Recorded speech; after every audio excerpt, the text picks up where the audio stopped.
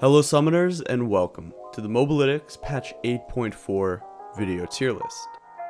This patch is massive. It's one of the biggest patches we've ever seen, including preseason and mid-season patches. To give you a quick flyby, let's just talk about a few of the changes. AP itemization has been reworked, with examples such as Archangel Staff now giving CDR, Morello Nomicon has been reworked, and there's a new AP item called Spellbinder. Top lane also got some love, with Gangplank receiving nerfs, champions like Darius and Renekton receiving buffs, and Press the Attack was also buffed. Rengar mains will rejoice because he got his old Q back, and Zoe was hit really hard with some nerfs.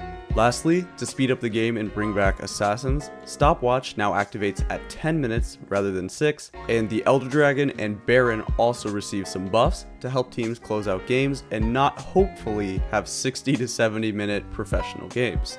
Anyway, let's get right into the tier list. Starting off in the top lane, we have two new additions to S, which is Sion and Singed, and Gangplank has moved down from S due to his direct nerfs. Sion is pretty crazy and has the highest win rate in Korean solo queue for top lane, with a pretty decent play rate as well, hovering around between 54 to 56% all around the world. Either way, Sion is one of the definitions of freelo at the moment, and I recommend anybody who wants to climb to give him a try. Aatrox is another one of those champions that has been creeping up a lot, and not a lot of people respect him for how good he really is. His win rate is really good now, his play rate increases every single patch, and there are even high elo Aatrox mains that are doing very well getting to Masters and Challenger. Aatrox's dueling and skirmishing power is unmatched with the amount of healing and damage that he puts out. His problem comes once you get to 5v5 teamfighting because his Q is not a reliable CC ability. But with the new patch allowing games to end quicker, with Stopwatch being nerfed and Baron and Elder Dragon being buffed, potentially Aatrox is amazing. We also think that Singed might be quite a bit better as well. Part of this is because of the AP itemization, having his Rylai's and Liandry's be better for him, and some of the new runes will be pretty good for him as well, such as the new Time Warp Tonic and Bone Plating. Singed was already A tier, but we think this is going to take him over the top into S. Next up is Jungle, and we have one new addition to S from last week, which is Zac.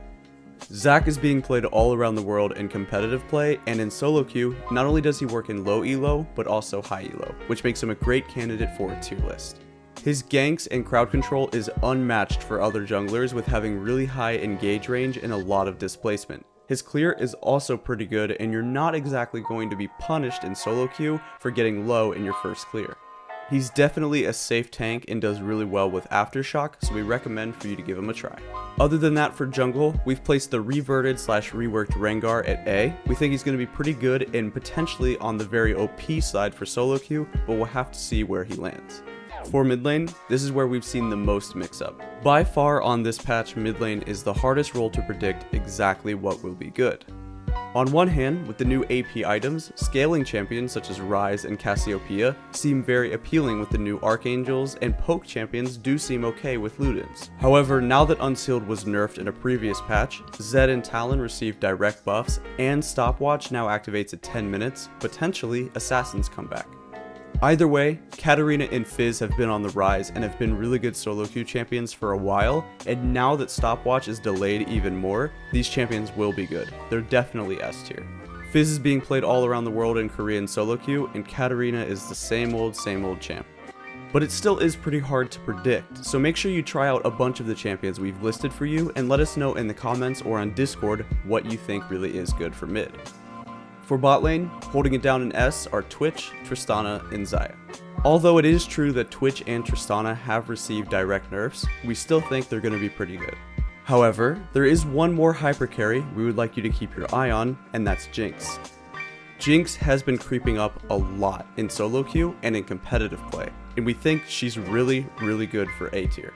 After receiving her buffs a few patches ago, this champion snowballs and is relatively overpowered right now. The problem is that getting to that late game stage is still a little bit of an issue, and your laning still kinda sucks.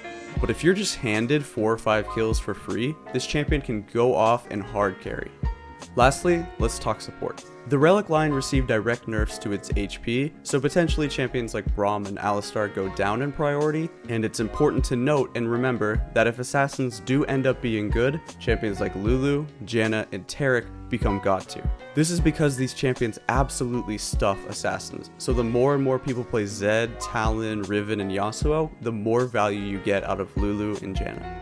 Lastly, AP supports could be really good this patch as well. It just depends on some of the itemization. Items like Twin Shadows could be really good on Sona or Brand, and potentially some of the more traditional AP supports, such as Nami or Karma, could be really good as well, building some more AP focused builds. This has been the Mobalytics patch 8.4 video tier list. And remember, this is a big patch with a lot of changes, so don't be afraid to go try some stuff and let us know what you think in the comment section down below. Get out there and go try some new champs.